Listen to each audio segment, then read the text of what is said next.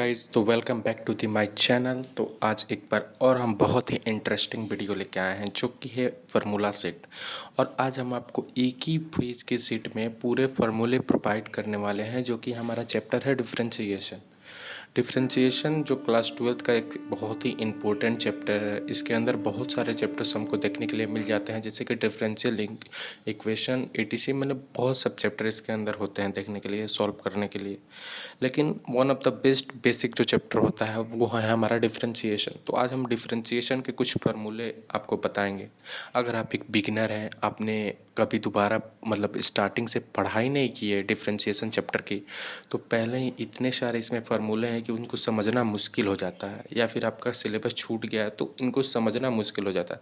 तो ये फार्मूले तो आपको हर जगह से प्रोवाइड हो सकते हैं, लेकिन अगर आप इन फार्मूलों को यहाँ से रिवीजन कर लेते हैं, मैं एक थ्रू आपको समझा देता हूँ कि कौन सा फार्मूला कब क्या होता है, तो आप इनको आसानी से समझ सकते हैं जब क्वेश्चन सॉल्व करेंगे। ठीक, तो चलिए अब हम बहुत ही बेसिक से शुरू करते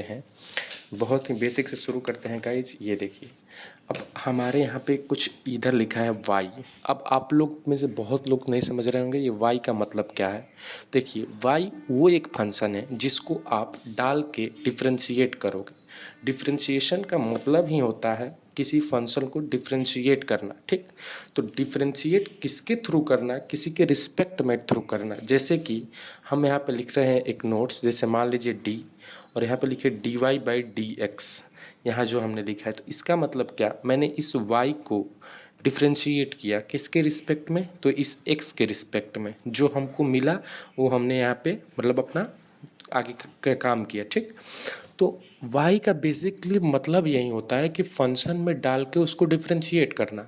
तो हमारे पास अलग अलग वैल्यूज़ हैं y के। अब उनको हम जब इस यहाँ पे रखेंगे और जब ये टर्म अप्लाई करेंगे तो जो आंसर आएगा वही हमारा डिफ्रेंशिएशन का फॉर्मूला बनता है। ठीक, जैसे कि आपको पहला क्वेश्चन हम बताते हैं। पहला जो फार्मूला है आपका, देखिए, x का पावर n।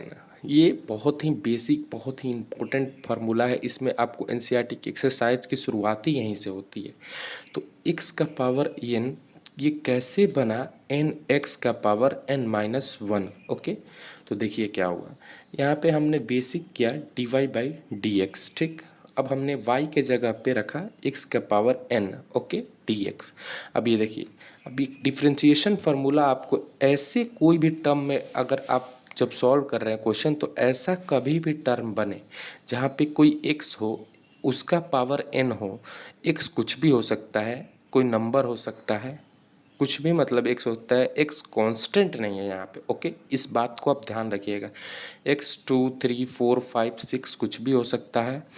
x और जो n है आपका, ये पावर है, पावर आपका कुछ भी हो सकता है, 1 2 3 4 5, ये रियल नंबर हो सकता है। और x जो है आपका, वो आपका x का पावर 6 हो सकता है, y x का पावर 8 हो सकता है। तो इस केस में आप डिफ्रेंशिएट किस तरह से करेंगे, उस तरह से हम बात करते हैं आपको। ठीक, तो इसमें देखिए आपको क्या करना है कि अब जब आप x का पावर n करेंगे तो आपका जो रिजल्ट बन के आता है वो क्या होता है। जैसे मान लीजिए x का पावर n, तो इसका रिजल्ट क्या बनता है, n। ये जो n है ये आगे आ जाता है n x, और देखिए ऊपर में हो जाता है n-1। अब एक नंबर से समझाते हैं आपको। जैसे मान लीजिए x का पावर 6 है, ओके, तो यहाँ पे हम इसको डिफ्रेंशिएट करेंगे। ठीक, तो क्या हो जाएगा, 6 ऊपर वाला साइड में आया, 6 x उतर गया। अब n-1, 6-1, तो यानी 6x, 6 में से 1 गया 5, तो आपका ये आंसर हो गया। ठीक, उसी तरह से इसका काम हम उसी ऐसे ही समय में करेंगे जब ऐसे कंडीशंस अप्लाई होंगे, जो कि आप क्वेश्चन के थ्रू जब क्वेश्चन करिएगा तो ऐसे कंडीशन आपको बहुत सारे मिलेंगे। ठीक, उसके बाद से अब चलते हैं दूसरा अगर x एक सिंपल सी इस y के जगह पे हम x रख दें, dx/dx, क्योंकि x के रिस्पेक्ट में तो हम कर ही रहे हैं यहाँ पे, और इस y के जगह पे ही x आ गया तो x से x कैंसिल हो जाएगा ना, dx से dx कैंसिल हो जाएगा, 1 आपका बच जाएगा डिफ्रेंशिएशन, 1 आपका डिफ्रेंशिएशन यहाँ पे बच जाएगा। ठीक, अगर कोई कांस्टेंट नंबर हो, मान लीजिए कि इसके अंदर 2 4 5 6 कोई कांस्टेंट नंबर दे दिया हो, उसको आपको x के रिस्पेक्ट में अगर वो करना है, तो कोई भी कांस्टेंट नंबर का अगर आप डिफ्रेंशिएशन करेंगे तो हमेशा जीरो ही होगा। ठीक, तो 3 क्वेश्चन आपके सॉल्व हो गए, 3 फॉर्मूले आपके क्लियर है। पहला मैंने क्या बताया, अगर पावर n है तो nx इंटू n-1 हो जाता है। अगर पावर x अगर x हो तो उसका डिफ्रेंसिएशन 1 हो जाता है। अगर कांस्टेंट है तो 0 हो जाता है। अब चौथा आता है, अब रूट में हो तो क्या होता है। देखो भाई, अगर रूट x दिया है तो अगर आप इसका डिफ्रेंसिएशन करेंगे dy बाई डी एक्स करेंगे और इस y के जगह पे आप रूट x पुट करेंगे और नीचे आप dx करेंगे तो देखो क्या हो जाता है, इसका हो जाता है 1/2 रूट x। इसको याद रखना। ये सब बेसिक चीज़ को अगर मैं डेराइव करके लगा बताने तो आपको काफ़ी समय लगेगा। आपको फार्मूले याद रखने हैं सिर्फ, क्योंकि ये जब तक आप याद नहीं करोगे आप एक भी क्वेश्चन नहीं सॉल्व कर पाओगे। ओके, नेक्स्ट क्वेश्चन चलते हैं। तो ये वाला याद रखना, रूट अंडर एक्स जो होता है वो इक्वल होता है आपके, अगर डिफ्रेंसिएशन में आ गया कि रूट के अंदर कुछ भी नंबर दे दिया हो, कुछ भी वैल्यू दे दी हुई, अगर उसको डिफ्रेंशिएट करना है तो यही कंडीशन आप बना के खोलोगे। ठीक, अगर 1/x है तो इसको कैसे डिफ्रेंशिएट करते हैं। मान लीजिए अगर d की जगह पे 1/x है और dx है तो इसका क्या होता है, इसका बेसिकली हो जाता है 1/-x का एक्स स्क्वायर। ओके, जो कि मैंने यहाँ पे लिखा है -1/x²। अब ये आया कहाँ से, ये आया कहाँ से, तो इसके ओरिजिन पे मत चलिए क्योंकि बहुत काफ़ी लंबा समय हो जाएगा। मैं एक शॉर्ट वीडियो रखना चाहता हूँ जिसके अंदर सारे फार्मूले आप रिवाइज कर लो और लास्ट में मैं इसके नोट्स लगा दूंगा, जिससे आप इसको पूरा एक कॉपी पे लिख के दीवार पे चिपका देना, जिससे पूरे के पूरे याद हो जाए। अब जल्दी जल्दी करते हैं गाइस। अगर log e की पावर x आ जाए, उसका डिफ्रेंसिएशन करना है तो 1/x। अगर यहाँ पे आपको log में कुछ आ जाए क्वेश्चन में और उसका डिफ्रेंसिएशन करना है तो ये आपका 1/x बन जाएगा। ओके, उसी तरह से नेक्स्ट e की पावर x। अब यहाँ पे ध्यान देना, अगर आपको इसमें 2-3 चैप्टर्स पढ़ने हैं, जैसे इंटीग्रेशन पढ़ना है, डिफरेंशिएशन पढ़ना है, तो e की पावर x अगर आप डिफरेंशिएशन में आए या फिर ये इंटीग्रेशन में आए, दोनों में इसका वैल्यू सेम होता है e की पावर x। ठीक, e की पावर x का ना डिफरेंशिएशन चेंज होता है ना इंटीग्रेशन चेंज होता है, ये वैल्यू रिमेन सेम रहती है। अगर देखो ओके, अब 8 नंबर क्वेश्चन चलते हैं। ए का पावर x आ गया आपके डिफरेंशिएशन में। ठीक, और इसको आपको डिफरेंशिएट करना है, y की वैल्यू फंक्शन ये आ गया, तो अब इसको डिफरेंशिएट कैसे करोगे। देखो, ए का पावर x को ए का पावर x लिख देते हैं, फिर log और ये जो a है ये a लगा देते हैं, ये बस डिफरेंशिएशन यहाँ से खुल जाता है। अब आसान से कुछ ट्रिग्नोमेट्रिक फंक्शन से उनके डिफरेंशिएशन आपको पढ़ना है, जैसे साइन एक्स का अपोजिट हो जाता है, साइन का अपोजिट इधर कॉस हो जाता है।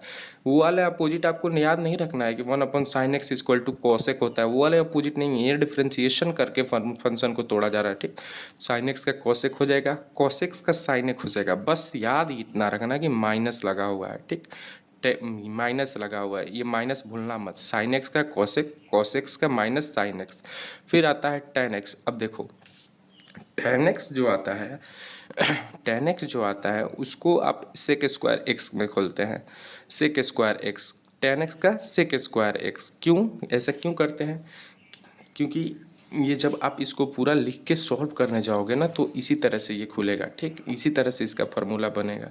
अब इसको आप सॉल्व करोगे sine x upon cos x, फिर कॉस एक्स को अलग करोगे, साइन एक्स को अलग करोगे, डिवीजन रूल लगाओगे तो ये सेक एक्स ही आएगा। ये प्रूफ कर सकते हो आप। ठीक, अगर आपको प्रूफ वाली वीडियो चाहिए होगी तो कमेंट करना, मैं वो भी वीडियो बना के डाल दूंगा, हर फार्मूला का प्रूफ है। ओके, मैथ में विदाउट प्रूफ कुछ नहीं होता है।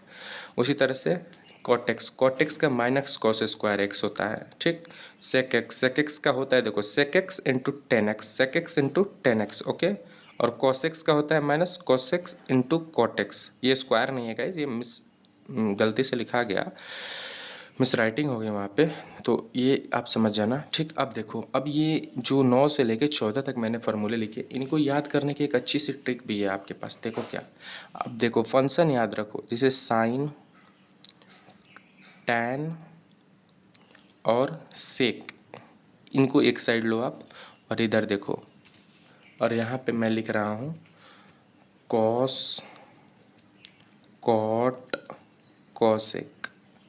ठीक, अब देखो इनका क्या चलता है ना कि ये जो है ये हमेशा पॉजिटिव के साथ डिफ्रेंशिएट होते हैं। जैसे आपको यहाँ पे वैल्यू दिखाते हैं, साइन एक्स का क्या हो गया कॉस एक्स, टेन एक्स का क्या हो गया आपका टेन एक्स का हो गया सेक स्क्वायर एक्स। ओके, और वहीं आपका सेक एक्स का क्या हो गया, तो sec x into tan x. Okay, अब इनमें क्या करना गाइज, इनका जब भी अब सी वाला आ जाए, सी स्टार्टिंग में आपसे पूछ दे तो पहले आप निधड़के से निगेटिव लगा देना बिना सोचे समझे। देखो जो भी सी वाला पूछा इसमें भी निगेटिव, ये इसमें भी निगेटिव, और ये एक इधर और पूछा था, देखो इसमें भी निगेटिव। कॉस का माइनस साइन एक्स, कॉट का माइनस कॉस स्क्वायर एक्स, और कॉसेक का minus cos x into cot x. ठीक, अच्छा कॉट में स्क्वायर होता है और टेन में स्क्वायर होता है, बस यही आपको याद रखना है। ठीक, तो ये याद करना आसान है। ये तीन जो है पॉजिटिव के साथ खुलते हैं, तीन निगेटिव के साथ खुलते हैं। ठीक, अच्छा अब आते हैं ट्रिग्नोमेट्रिक इन्वर्स। जो इन्वर्स वाले क्वेश्चन होते हैं उनको कैसे, ये बहुत ईजी होते हैं याद करने। आप दो को याद करोगे पूरा याद हो जाएगा। जैसे देखो sine inverse x, sine inverse x को जब आप डिफ्रेंशिएशन करोगे, ठीक, साइन इनवर्स एक्स का डिफ्रेंशिएशन करोगे तो बनता है 1/√1 minus x square. Okay, 1/√1 minus x square, ये डिफ्रेंशिएशन इसका खुलता है। और कॉस का करना है तो यहाँ पे कॉस क्या था, यहाँ पे कॉस नेगेटिव था, तो यहाँ पे भी देखो निगेटिव आ रहा है। ये हर जगह फॉलो होगा, कॉस सी वाले में निगेटिव हर जगह आएगा, कॉस में निगेटिव, और यही वाला उतार देना है आपको साइन वाला। ठीक, साइन वाला ही उतर गया। टेन में क्या है, एक टेन का याद करना, एक आपको ये याद करना है, उसका अपोजिट कर देना है, निगेटिव का साइन लगा देना है, इसका हो जाएगा। टेन का याद करना है तो टेन इनवर्स एक्स, और उसके अपोजिट ये कर देना है आपको, इसका याद हो जाएगा। वैसे ही कॉट का क्या है, ये देखो टेन इनवर्स एक्स का क्या है 1/x स्क्वायर, और कॉट इनवर्स एक्स का क्या है -1/1 प्लस एक्स स्क्वायर, सिर्फ माइनस लगा है। वही चीज़ आपको यहाँ पे मिलेगी। सेक का क्या है 1/mod x√x² - 1। मॉड लगाओ चाहे ना लगाओ, वो वैल्यू पॉजिटिव ही आती है। ठीक, लेकिन कॉसेक, कोसेक का क्या है, कोसेक का है cosec inverse x equal to -1/x√x²-1। ये देखो एक ही याद किए तुम, ये याद हो गया, ये याद किए तुम, ये याद हो गया, ये याद किए तुम, ये याद हो गया। अब कुछ मेथड्स आते हैं हमारे पास डिफ्रेंशिएशन करने के, रूल्स जिनको आप पढ़े होगे, addition rule, subtraction rule, product rule, multiplication rule, ये क्या होता है। तो इन रूलों को मैं आपको अगर लिख के बताऊँ तो आपको ज़्यादा समझ में आएगा। ठीक, देखिए देखो ये पहला रूल हम आपको लिख रहा हूँ यहाँ पे। पहला रूल जो है, पहला रूल क्या है कि डिफ्रेंशिएशन करना है आपको dx इंटू के और एफ एक्स इंटू ये 1। ये आपको फंक्शन है, यहाँ पे जो k है कांस्टेंट है। तो मैंने क्या बताया आपको कि कांस्टेंट जब भी अंदर आएगा किसी फंक्शन के अंदर, इधर तो नॉर्मली कोई कांस्टेंट आएगा तो उसको आप यहाँ पे 0 कर दोगे। ठीक, लेकिन जब भी किसी फंक्शन के अंदर आएगा कांस्टेंट तो आपको कांस्टेंट को बाहर उतार देना है, और अंदर जो नंबर बचेगा उसका डिफ्रेंशिएशन कर देना है, जो फंक्शन बचेगा अंदर। अब फंक्शन क्या हो सकता है, फंक्शन इन्हीं सब में से कोई फंक्शन होगा, ये वाले कोई फंक्शन होगा, उनका डिफ्रेंशिएशन आपको ये वाला लिख देना है। तो यही बस सिंपल सा पहला रूल था। दूसरा रूल आपका क्या है, डिफ्रेंशिएशन करना है आपको। देखो डिफ्रेंशिएशन करना है इसका प्लस इसका और dx। अब जैसे आपने कभी बचपन में पढ़ा होगा कि अगर x का मल्टीप्लाई 5 + 4 में करते थे तो x इसमें भी मल्टीप्लाई होता था, x इसमें भी मल्टीप्लाई होता था। तो वैसे ही यहाँ पे डिफ्रेंशिएशन करना है, तो 2 है तो इसका अलग डिफ्रेंशिएशन कर देंगे, इसका अलग डिफ्रेंशिएशन कर देंगे, जो भी फंक्शन इधर से आएगा उसको उतार के सॉल्व कर देंगे। ठीक, तीसरा है सब्ट्रैक्शन रूल। इसको हम लोग भी कई बोलते हैं एक और रूल के नाम से एडिशन रूल, एडिशन रूल के नाम से इसको जानते हैं। ठीक, ये सब्ट्रैक्शन रूल एक है। सब्ट्रैक्शन रूल में अलग अलग जो आता है तो निगेटिव कर देते हैं। ठीक, सब्ट्रैक्शन रूल में क्या करते हैं, जैसे देखो एक फंक्शन यहाँ है, -1 फंक्शन यहाँ है, तो वैसे ही अगर ये वाला आया तो आप कर लिए, तब 5 - 4 आया, अगर 1 से मल्टीप्लाई करना है तो क्या होगा 5x - 4x। तो वैसे ही जैसे यहाँ पे निगेटिव किया वैसे ही इसको खोल देते हैं, सब्ट्रैक्शन रूल हो गया। अब आपके पास आता है प्रोडक्ट रूल। ठीक, इसको प्रोडक्ट रूल के नाम से जानते हैं, मैं यहाँ लिख देता हूँ product rule. Okay, product rule के नाम से जानते हैं। प्रोडक्ट रूल को कैसे आप सॉल्व करते हैं, ये देखो। प्रोडक्ट रूल को सॉल्व करने के लिए बेसिकली आपको क्या करना पड़ता है, ये देखो यहाँ पे क्या है, दो फंक्शन आए हैं, एक u एक v। तो एक u एक v, तो हम एक बार इसको करते हैं एक बार इसको करते हैं। जैसे देखो यहाँ पे मैंने लिया dx और u v। ठीक, ओके, आई होप आपको विजिबल हो ये।